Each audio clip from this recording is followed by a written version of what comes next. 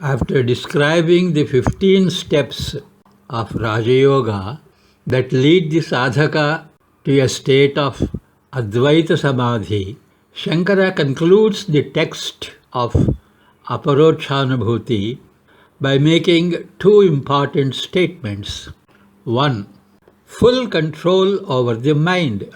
The sadhaka should make sure that he has gained complete control over his internal and external nature, and all his worldly desires are well contained.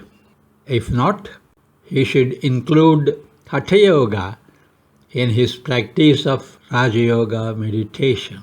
2. Purity of mind. The Raja Yoga meditator can reach a state of perfection only when his mind is completely purified. Purity of mind is easily accessible to those who have faith and unflinching devotion to one's Guru and Ishtadevata. Purity of mind also needs to be acquired through selfless actions by giving up the fruits of all actions and dedicating them to God. This is what is known as Nishkama Karma or Sattvic Tyaga. The sadhaka then becomes an Uttamadhikari, and then the mind easily comes under his full control in order to make the thought changeless, to get that thought identified with the Brahman, and finally to get the mind reduced to Brahman, that is, pure consciousness and bliss. As you think, so will you be. This is the state of samadhi, or total absorption, direct self-realization, aparochanubhuti.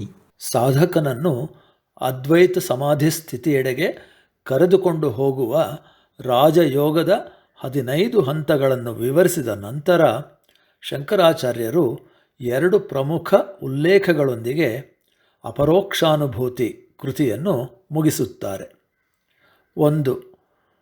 ಮನಸ್ಸಿನ ಮೇಲಿನ ಸಂಪೂರ್ಣ ನಿಯಂತ್ರಣ. ಸಾಧಕನು ತನ್ನ ಆಂತರಿಕ ಮತ್ತು ಬಾಹ್ಯ ಸ್ವರೂಪಗಳ ಮೇಲೆ ಸಂಪೂರ್ಣ ನಿಯಂತ್ರಣವನ್ನು ಹೊಂದಿರುವುದನ್ನು ಮತ್ತು ಸಕಲ ಪ್ರಾಪಂಚಿಕ ಅಭಿಲಾಷೆಗಳನ್ನು ಸರಿಯಾಗಿ ನಿಗ್ರಹಿಸಿಕೊಂಡಿರುವುದನ್ನು ಖಚಿತಪಡಿಸಿಕೊಳ್ಳಬೇಕು.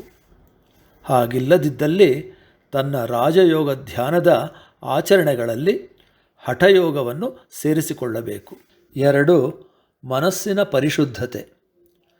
ರಾಜಯೋಗ ಧ್ಯಾನದ ಚಿಂತಕನು ತನ್ನ ಮನಸ್ಸು ಸಂಪೂರ್ಣವಾದ ಪರಿಶುದ್ಧತೆಯನ್ನು ಹೊಂದಿರುವಾಗ ಮಾತ್ರ ಸಮಗ್ರ ಸಿದ್ಧಿಯ ಸ್ಥಿತಿಯನ್ನು ತಲುಪಬಹುದಾಗಿದೆ. ಯಾರು ತಮ್ಮ ಗುರು ಮತ್ತು ಇಷ್ಟದೈವದ ಮೇಲೆ ನಿಷ್ಠೆ ಮತ್ತು ನಿಷ್ಕಲ್ಮಶ ಶ್ರದ್ಧಾಭಕ್ತಿಯನ್ನು ಹೊಂದಿರುತ್ತಾರೆಯೋ ಅಂತಹವರಿಗೆ ಮನಸ್ಸಿನ ಭಾವಶುದ್ಧಿಯು ಸುಲಭ ಸಾಧ್ಯವಾಗುತ್ತದೆ. ಸಾಧಕನು ತನ್ನ ಎಲ್ಲ ಕರ್ಮಫಲಗಳನ್ನು ತೊರೆದು ಅವುಗಳನ್ನು ದೇವರಿಗೆ ಸಮರ್ಪಿಸಿ ನಿಸ್ವಾರ್ಥ ಕರ್ಮಗಳಿಂದ ಮನಸ್ಸಿನ ಪರಿಶುದ್ಧತೆಯನ್ನು ಗಳಿಸಿಕೊಳ್ಳಬಹುದಾಗಿದೆ. ಇದು ನಿಷ್ಕಾಮ ಕರ್ಮ ಅಥವಾ ಸಾತ್ವಿಕ ತ್ಯಾಗ ಎಂದೆನಿಸಿಕೊಳ್ಳುತ್ತದೆ.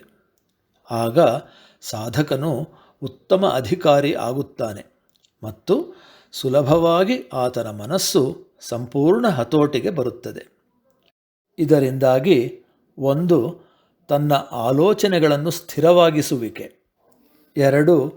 ಬ್ರಹ್ಮನೊಂದಿಗೆ ನಿಕಟ ಸಂಬಂಧದ ಏಕಾತ್ಮತೆಯನ್ನು ಹೊಂದುವ ಆಲೋಚನೆ ಮತ್ತು ಕೊನೆಯದಾಗಿ 3.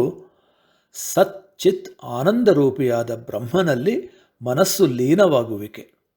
ಇವೆಲ್ಲವೂ ಸಾಧ್ಯವಾಗುತ್ತವೆ. ನಿನ್ನ ಆಲೋಚನೆಗಳಂತೆಯೇ ನೀನು ರೂಪುಗೊಳ್ಳುವೆ. ಇದೇ ಸಮಾಧಿ ಸ್ಥಿತಿ ಅಥವಾ ಸಂಪೂರ್ಣ ತಲ್ಲೀನತೆ. ಇದೇ ಅಪರೋಕ್ಷಾನುಭೂತಿ ಎಂಬ ಪ್ರತ್ಯಕ್ಷ ಆತ್ಮ ಸಾಕ್ಷಾತ್ಕಾರ.